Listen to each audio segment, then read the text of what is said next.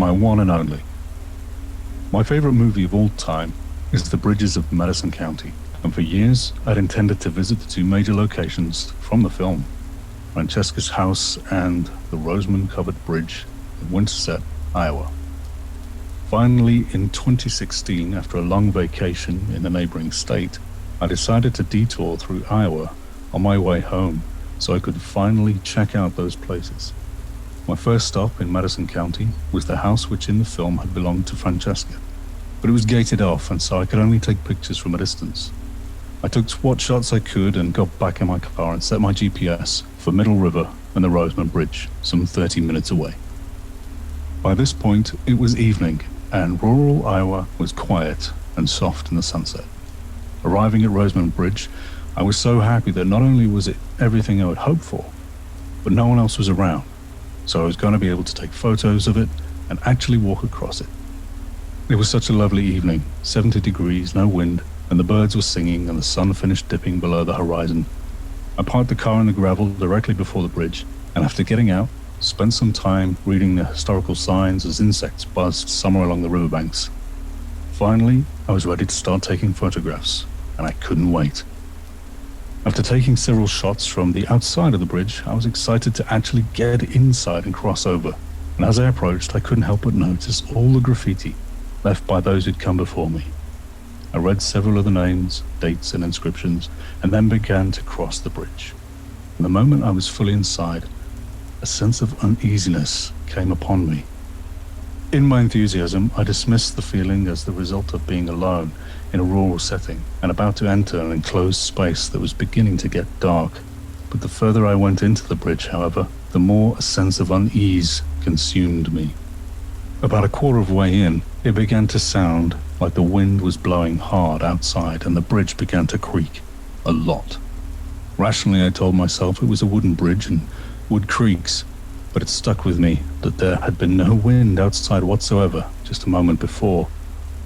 Briefly, I considered turning back, but coming the distance I had, only to turn back because of some inclement weather, seemed ludicrous, and so I pressed on.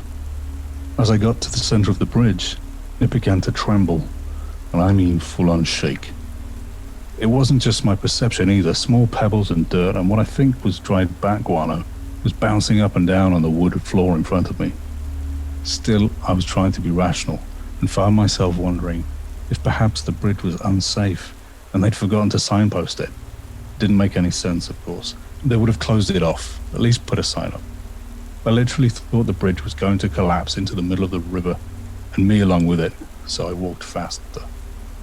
The wind had apparently died down by the time I reached the other side of the bridge, as the night was as silent as it had been on the other end. The uneasiness was gone, but my heart was racing, and I wasn't quite sure what to do. Deep inside, I knew damn well there'd been no wind, but my car was on the other side, and there was only one way to get there. My fear was such that I spent some time standing in the tall grass at the river's edge, considering whether I could ford the water, but I wasn't keen on ending my vacation with a guest spot of drowning victim on the local news. Deciding that I didn't really have any other choice, I made my way to the entrance and looked around. Everything was as it should be. The sun had fully set, the darkness was gathering, and as I started to enter the bridge again, that feeling of uneasiness, almost full-on doom, returned, and I stepped back out. The feeling left me. What was going on? By this point, I was desperate to get back to my car, and I had no choice but to enter the bridge again. And the uneasiness came right back.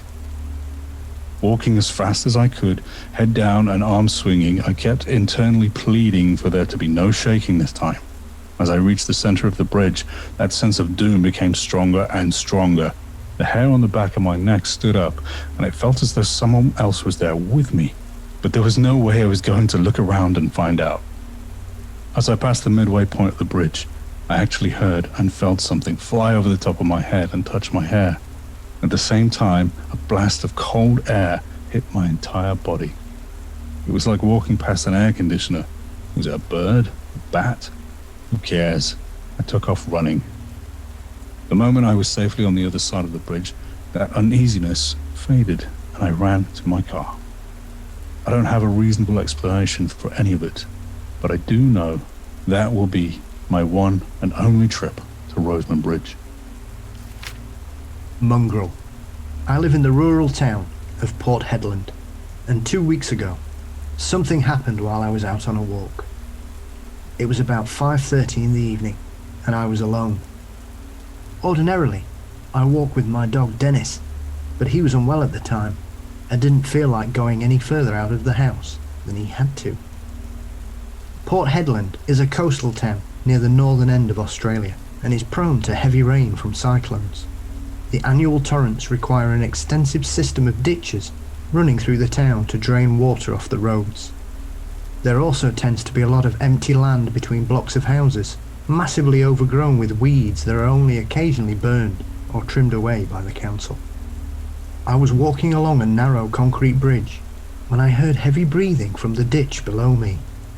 At first I thought it was a drunk, but when I got far enough away to be able to see underneath that part of the span, there was no one around.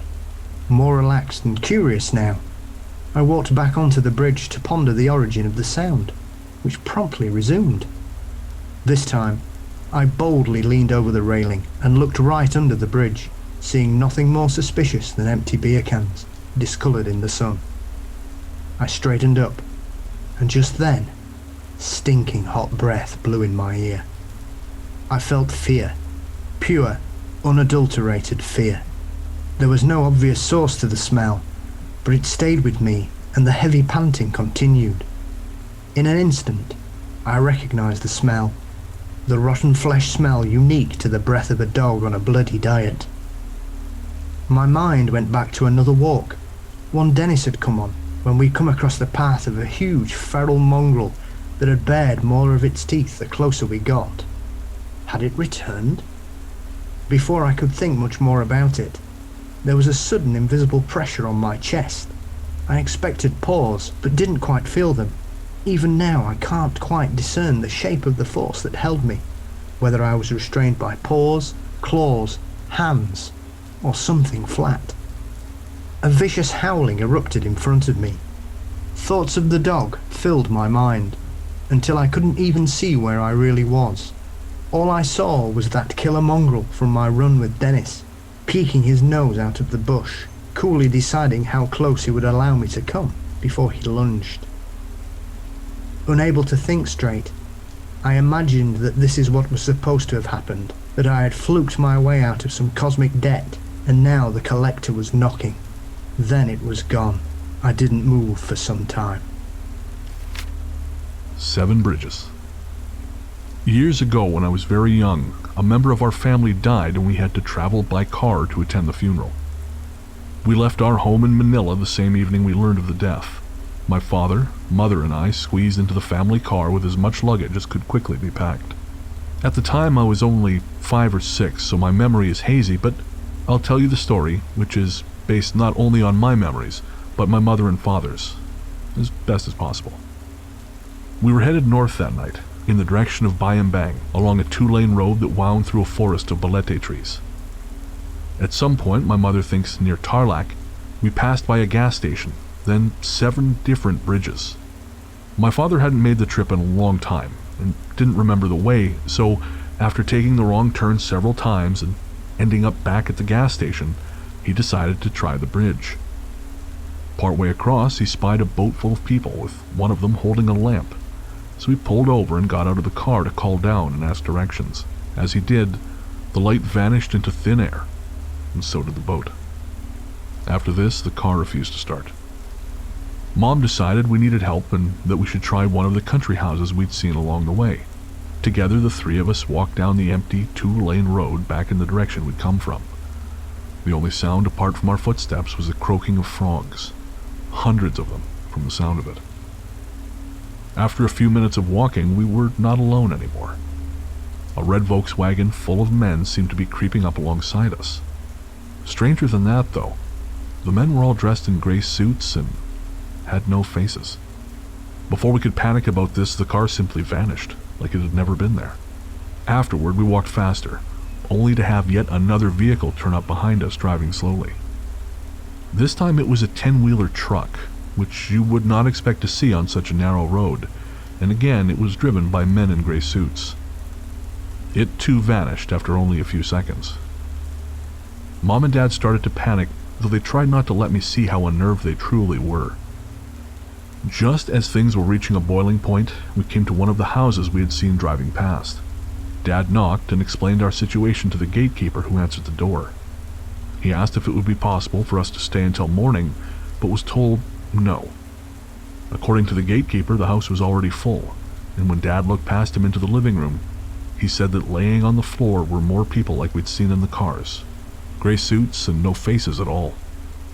We hurried back to the car, intending to wait inside until morning, but on a whim, Dad tried the engine and it turned over on the first try. We decided to backtrack, but even though we were taking exactly the same path, nothing looked quite as it had, and we didn't pass any of the 7 bridges. Not only that, but at one point the road inclined enough we had a pretty good view of where we'd just been, and in the distance we could see only 2 bridges, not 7. Somehow we managed to find our way back to the gas station, which was a good thing as all the driving meant the car was running out of fuel. Weirdly, we couldn't see the bridge we had attempted to cross earlier, so my father asked the pump attendant what was going on. The man gave him a funny look, then said the bridge had been washed out for a while. He pointed to a sign across the road which said the same thing, and we all wondered how we could have missed that earlier, or how it was possible we'd been on the bridge. Over the next several hours, no matter how far we tried to move away from the gas station, in spite of the lefts and rights we took, we always passed the same buildings and the same sign warning us of the washed-out bridge. This time we knew we were being played by Encanto, evil spirits or elementals, and we decided to take a rest in the house of one of my dad's old school friends who lived in the area. Thankfully, they remembered him, and we were able to pass the remainder of the night there safely. This next part is what I remember most. Around 3 a.m., we were awakened by a familiar sound. The ice cream bell. Though we didn't see the vendor, we were hearing the bell and vendor cart moving outside the house. It didn't make any logical sense. The next day, we continued on our way, passing the washed-out bridge one final time.